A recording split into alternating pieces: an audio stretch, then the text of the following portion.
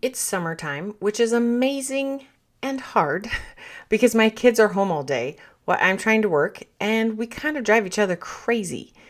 I need to focus and work and they want to leave the house and play. Totally fair. We're both doing our part. But the other day, I totally lost it on my kids and I felt terrible. Now, for context, I've been to urgent care with my children twice in the last week. I recently moved and am still trying to unpack. I am a few days away from taking about 140 11 to 18-year-old girls from my church camping for a week, and I'm dealing with some pretty heavy personal things. So there's lots of valid excuses in my brain, but I also know it's no excuse for being rude and yelling at my kids. So I'm a lot bit overwhelmed and a lot bit stressed and not sleeping well. And I came out of my office the other day and my house was trashed. And I like things clean and I spend a lot of time trying to make it clean. I could tell you what they ate for lunch and where they ate it. I could tell you what snacks they ate. I could tell you what things they got out of the fridge because they were still on the counter. There were shoes and clothes all over the floor. There were multiple bike helmets in the bathroom, Cheeto handprints on the wall, and mysterious brown spot on my brand new couch. Like, I just came out of my office overwhelmed to just chaos, and I lost it. And I started yelling and I started throwing things and I started asking, why is this out here? Why are you doing this? Why can't we pick up after ourselves? Like, I was ticked. And my poor kids, you could just see it. They all like kind of freeze and look at each other like, oh crap. They knew it was going down. It gets tense and they know just to wait for it to pass. Luckily, about 2 minutes in, I caught myself and I said, I'm going for a walk. And I walked away. But it was not my best moment. I was so annoyed and frustrated and could not understand why they were doing what they were doing, like why they were making such a mess. We have adult temper tantrums just like this at work, but because of like HR and work cultures and we know we can get fired, like we act like everything's fine and we fake it, but that tends to just build up resentment and anger, and then we just talk crap about each other at lunch. That's usually what happens. But things happen at work that frustrate us to no end. Maybe you're dependent on a coworker to deliver some work so that you can deliver your part, and you've been checking in and they keep telling you they're on track and everything's good, and then they miss the deadline. Maybe you have a boss that's micromanaging you or telling you one thing in person and something different in front of other groups. Maybe they've told you they're going to promote you and they keep pushing back the timeline. Like, it's frustrating. At Amazon, I would get so frustrated and annoyed at how much time and resources we spent in our WBRs, our weekly business reviews, and our MBRs, our monthly business reviews. Because 9 times out of 10, especially the MBR, leaders didn't even look at it. And I would get so frustrated and annoyed that I'm like, why are we wasting time? It's so annoying to talk about it. When we are frustrated and annoyed and we're trying to talk about it, they're not helpful conversations. It's really just creating this defensive conversation, and not a whole lot gets resolved when we're battling each other. So it's like asking people to justify their behavior and you telling them why you're mad doesn't get us far. So these things happen. Okay. Now what? That's what I want to talk to you about today. I want to give you a really powerful framework to start asking better questions that are going to keep you from living that Groundhog's Day and getting more angry and frustrated and resentful. And if you're not using this framework, you most likely will continue to either one, avoid confrontation and try to keep it in and pretend like everything's fine, even though we know it's not, and become a victim. Or you're going to have a conversation that goes in circles and nothing changes. And you're going to have the same conversation over and over and over again. This concept works not just at work, but also in your personal life. If you find yourself in a relationship where you feel like you keep having the same argument over and over, listen up. You got to use this tactic. So here's the mental model I want you to think through. Instead of asking a justification question, asking why and what happened in the past, you want to ask a future focused question. Okay, side note, as I was working on the outline for this podcast, that scene in National Lampoon's Christmas Vacation kept coming to mind with like the crazy neurotic neighbors to the Griswold family. That's Julia Louis-Dreyfus and her husband. And the scene where the icicle from the Griswold's house like breaks the window and ruins their electronics and gets the carpet wet. and Julia Louis-Dreyfus asks, "And why is the carpet wet, Todd?" And Todd's like, "I don't know, Margot."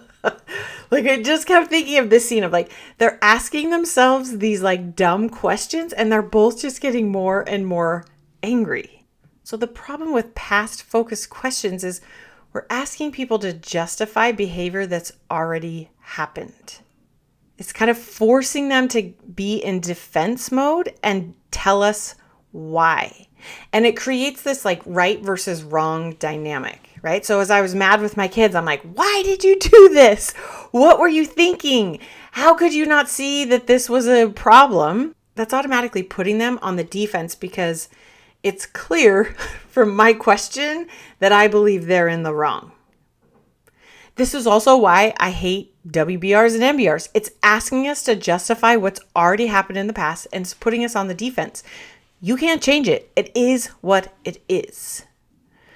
So the power of a future-focused question is it gets us out of the like, let's just marinate on this crappy thing and puts us in a situation where we can start moving forward and make some changes or do something about it, right? So National Lampoon's Vacation, they're mad the carpet's wet. Okay, well, let's go do something about it. Let's clean it up. We want to focus on change and solutions and create ways to get there together. So it's not blame and justification, it's forward movement. So it's thinking, how can we handle this differently next time? What might work better for the WBRs and MBRs? Instead of justifying what we did in the past, we should be spending way more time on future focused questions like, what are we focused on next week or next month? And how do we know that's the right priority? Obviously, you need some data from the past, but I'm more curious about what are we doing tomorrow and the next day, and how can we do more, and how can we do faster, and how can we make it easier, and is that the right thing? Not tell me why this number changed, okay? The psychology behind it is kind of twofold. Past focused questions almost always trigger fight or flight response within our nervous system.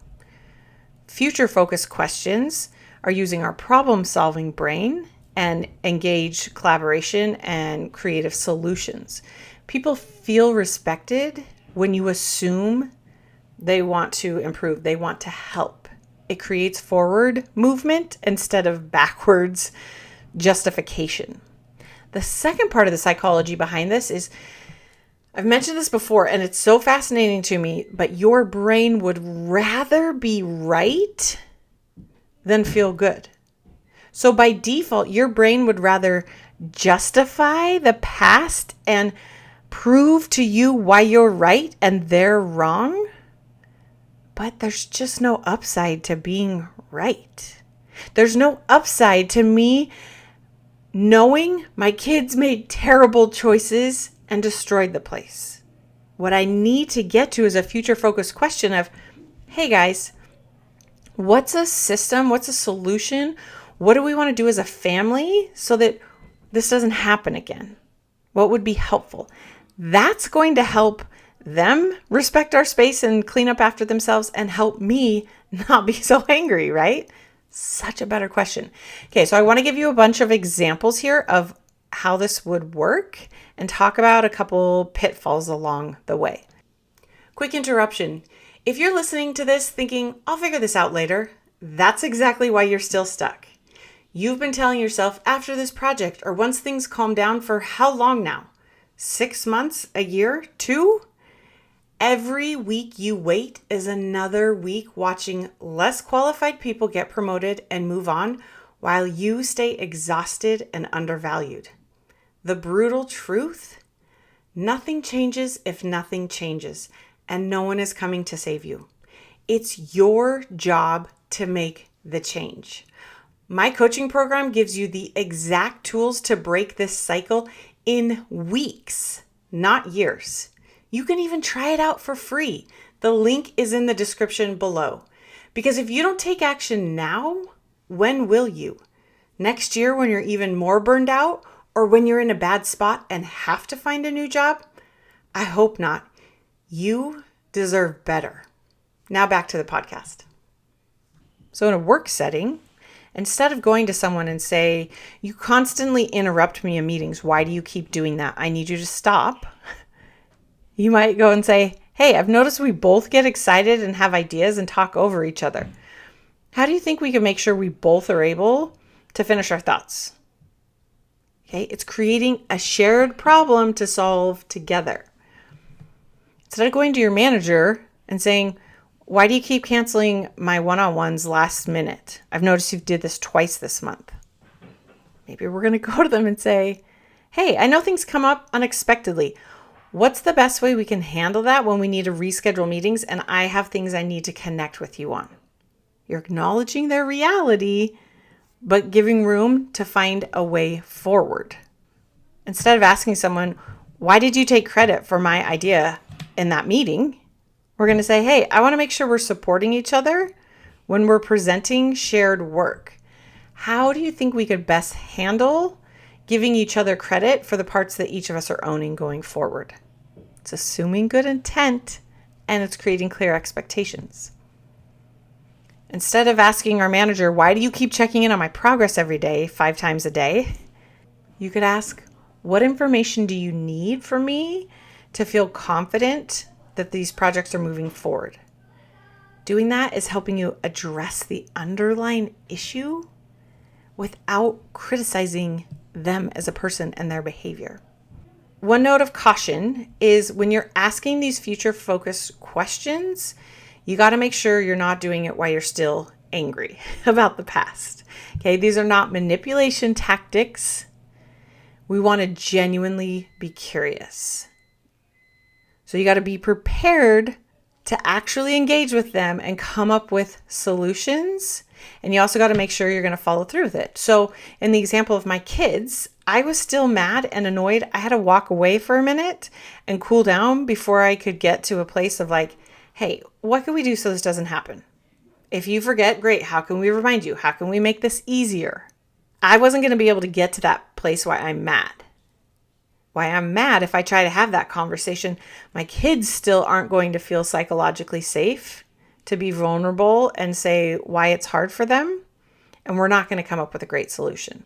Another thing I'd offer you some caution about is you're using this is really a tool to use when you've noticed patterns, right? If someone's interrupting you in a meeting, you're allowed to say, hey, you keep interrupting me. Did you notice? I'd love it if we could work on that, right? But if it continues to be a pattern and a problem, going to them and asking them why they keep doing it isn't going to get you anywhere. So I think it's really helpful when you notice problems, or I think it's helpful to use when it's a situation where you really want to try to preserve the working relationship as much as possible. So let me give you a couple other workplace examples, and then I want to show you how this works in a couple other ways in your personal life. So make sure you listen through to the end, because the end is kind of like some extra credit to this. Instead of asking someone why they took over the meeting and totally derailed us from the agenda and spent time going down a rabbit hole, we can talk about, hey, how can we structure our meetings to have room for some sidebar topics, but make sure we get through the agenda. Instead of asking someone, why do you send me 15 emails a day about this one project? It's, hey, what's a more efficient way for us to communicate questions and project updates on an ongoing basis? Instead of asking our leaders, why don't you ever give us input before the very end and the project is due? It's, what's a better time for us to give updates and get your feedback and review before the end of the project? Let's look at a couple examples of how this works in real life with your friends and your family. Instead of asking that friend, why do you keep backing out of plans that we've made last minute? Maybe you want to ask them what would make it easier for you to commit and feel like you can actually show up and spend some time together.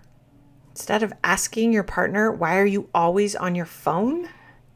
How about you ask, how can we create time together where we're both present and enjoying it and connecting and having fun? Instead of asking your family member, why did you tell everyone about my promotion? This was my information to share, not yours.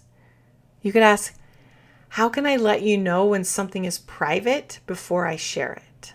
Instead of asking your neighbor, why do you keep parking in front of my house? Maybe you want to ask him, hey, what would work best for both of us to figure out the parking situation on our block? And here's the bonus stuff. This works for how you talk to yourself just as much. So instead of asking yourself and berating yourself, why haven't I gotten promoted yet? Why can't I figure this out? Ask yourself, what skills or experiences do I need to get to the next level? Or what is my manager telling me through their actions that I'm struggling to accept and need to find a way around? Instead of asking yourself, why do I always say awkward things in front of people? Maybe you want to ask, what would help me feel more prepared and comfortable and confident as I'm going to talk to some people I'm just getting to know? Instead of asking yourself, why can't I find someone who actually wants to be in a relationship and date me? Maybe you want to ask yourself, what kind of a person am I looking to attract? And how can I show up as that person for myself today? Instead of asking, why do I always end up working late nights and missing dinner with my family? Maybe you want to ask yourself, what tools or boundaries or systems do I need that could help me protect some evening time to be with my family? Instead of asking yourself, why do I keep starting exercise routines and diets and then quitting them?